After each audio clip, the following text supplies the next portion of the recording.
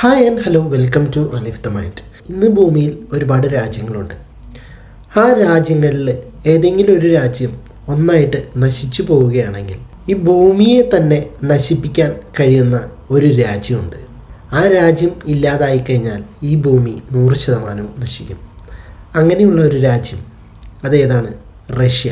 അതെങ്ങനെയാണ് എന്നുള്ളതാണ് ഇന്നത്തെ നമ്മളെ വീഡിയോയിൽ സംസാരിക്കുന്നത്. സബ്സ്ക്രൈബ് ചെയ്യാതെ കാണുന്നവരാണെങ്കിൽ സബ്സ്ക്രൈബ് ചെയ്തിട്ട് വീഡിയോ കാണാൻ ശ്രമിക്കണം, ലൈക്ക് ചെയ്യണം.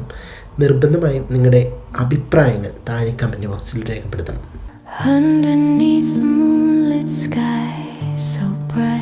അതായത് ഒരു ആണവാക്രമണം നടന്ന് റഷ്യൻ പ്രസിഡന്റും ആർമി ഒഫീഷ്യൽസും ഇല്ലാതെയായാലും അടുത്ത 30 മിനിറ്റിൽ അമേരിക്കയും യൂറോപ്പും കത്തിച്ചാമ്പലാവും.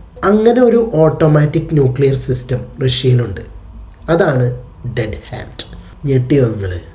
ഒരു ആണവാക്രമണം റഷ്യയിൽ നടന്നു കഴിഞ്ഞാൽ വായുമർദ്ദത്തിലെ മാറ്റം, തീവ്രമായ പ്രകാശം, റേഡിയോ ആക്ടിവിറ്റി എന്നിവ പോലുള്ള ഒരു ആണവ ആക്രമണത്തിൻ്റെ സിഗ്നലുകൾക്കായിട്ട് ഈ സിസ്റ്റം ഒരു പരിശോധന നടത്തും. ഓട്ടോമാറ്റിക്കലി ഒരു ആണവാക്രമണം നടന്നതായിട്ട് ഈ സിസ്റ്റം നിഗമനത്തിലെത്തിക്കഴിഞ്ഞാൽ സോവിയറ്റ് യൂണിയനിൽ ഉടനീളമുള്ള എല്ലാ സിലോകളിൽ നിന്നും ശേഷിക്കുന്ന എല്ലാ ആണവായുധങ്ങളും വടക്കൻ അർദ്ധഗോളത്തിൽ ഉടനീളമുള്ള ലക്ഷ്യങ്ങളിലേക്ക് ഡെഡ് ഹാൻഡ് വിക്ഷേപിക്കും.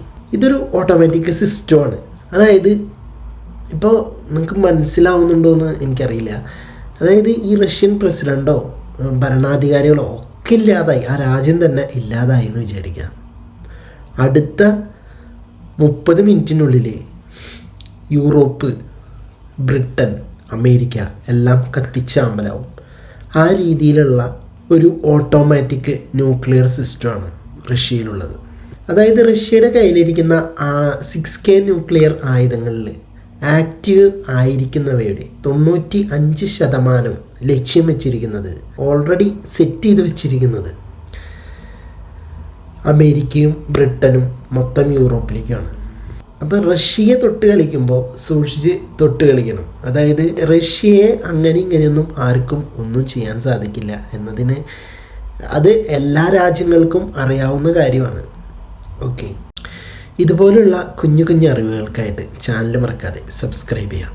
ഇതിൽ നിങ്ങളുടെ അഭിപ്രായങ്ങൾ എന്താണെങ്കിലും താഴെ കമൻറ്റ് ബോക്സിൽ രേഖപ്പെടുത്തുക. തൽക്കാലം നിർത്തുന്നു.